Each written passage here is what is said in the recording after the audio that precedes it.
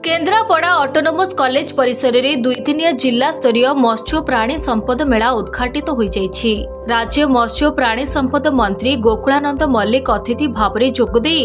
मेलाटी उद्घाटन करने सहित चाषी मानक लागि निर्दिष्ट विभिन्न सरकारी योजना संपर्क में आलोकपात करथिले।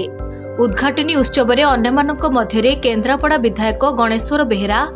महाकालपड़ा विधायक दुर्गा प्रसन्न नायक, राजनगर विधायक ध्रुव चरण साहू,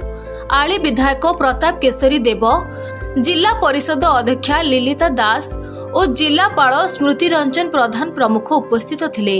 एहा परे मंत्री बारीमूल स्थित सरकारी घास फार्म परिदर्शन करथिले। एथिरे सरकारंकर जो विभिन्न योजना रही से योजना को एठी विभिन्न कृषक आमर जोटा कि महिला ग्रुप एवं विभिन्न उद्योगी मानक एठी डका जाइतिला। कृषि उद्योगी मानक एठी सरकारंकर योजना विषय रे आलोचना करा जाइछि एवं जो सरकारंकर योजना किपरि लाभवान व्यक्ति हेई परिबे, युवक माने, महिला माने, कृषक माने, से दिगर मध्ये आलोचना करा जाइछि। आज सरकारंक तरफरु जो विकसित भारत विकसित ओडिशा कथा आमे चिंता करूचे जे आम विभाग जो मत्स्य एवं प्राणी संपद विभाग लोकमानकर अर्थनैतिक क्षेत्र ग्रामांचल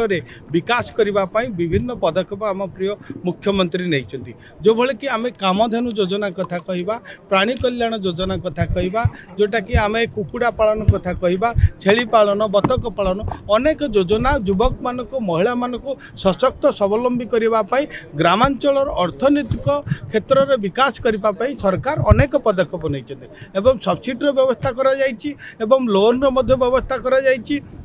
एवं ताको विभिन्न जो टेक्नोलोजी आम रही बर्तमान सरकार से पाखे पहुँचबार व्यवस्था करुँच जहाँ फल कृषि पर ग्रामांचल में मत्स्य चाष एवं प्राणी संपद पशुपालन क्षेत्र में अधिकरू अधिक वृद्धि पाइपर एवं ग्रामांचल अर्थनैतिक विकास हो पार। केन्द्रापड़ारू मलय कुमार साहू रिपोर्ट, खबर ओडिशा।